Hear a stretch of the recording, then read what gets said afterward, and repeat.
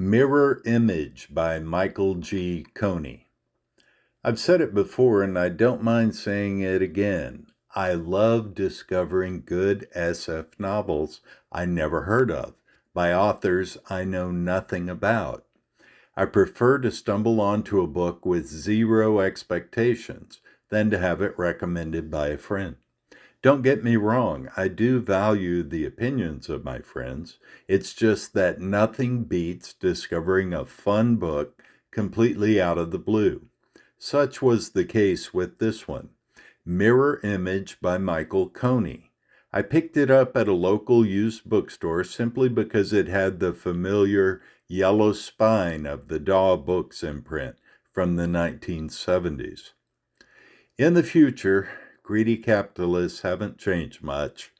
A wealthy oligarch named Hetherington has sent a group of pioneers to colonize a wild planet and harvest its natural resources. The planet has been named Maryland after Hetherington's beautiful wife. This wealthy man cares little for the colonists. They are merely a means to an end. If he could set up his planetary enterprise using only machines, he surely would. The colonists discover a strange species they come to call the amorphs. In their natural state, the amorphs resemble a sort of oversized worm.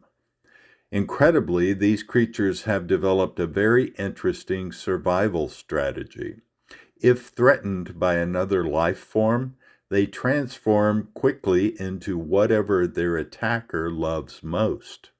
Colonists witness an amorph confronted by a large reptile. It becomes a giant lizard itself, and soon the two reptiles are mating. Can you imagine the sorts of situations that might possibly arise from this scenario? Michael G. Coney certainly did. Humans who have lost their spouses find ready replacements in the amorphs. These strange shape-shifting creatures make excellent humans. They learn quickly and with time seem to lose any recollection that they were ever anything other than human. With this sort of native workforce available, the colonist's job of taming the wild planet becomes much easier. Seems everything would be coming up roses on planet Maryland, right? Not so. When Big Daddy Hetherington learns what's going on, he immediately plans to use the amorphs to his greedy advantage. He visits the planet himself, bringing along his beautiful wife, Marilyn. Turns out she is nothing but a trophy to Hetherington, another possession, to be flaunted, mistreated, or cast aside if the mood strikes him.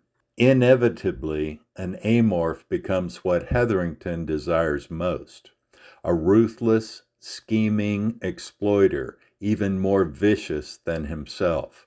This is the son worthy to inherit his vast holdings, an aberration he could never have fathered through normal biological means.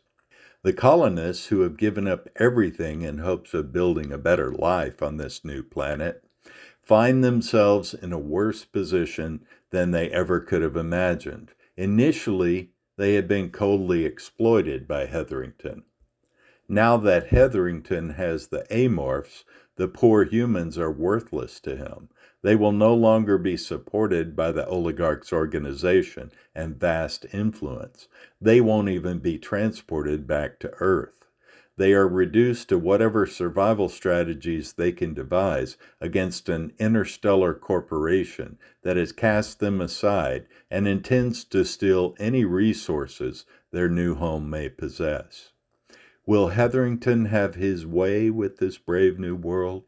Will the colonists join forces with the amorphs and declare war on the ruthless humans led by Hetherington?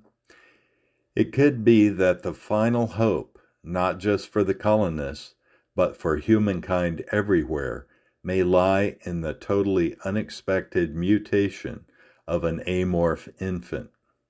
As always, I don't want to spoil this book for future readers, so I'll say no more.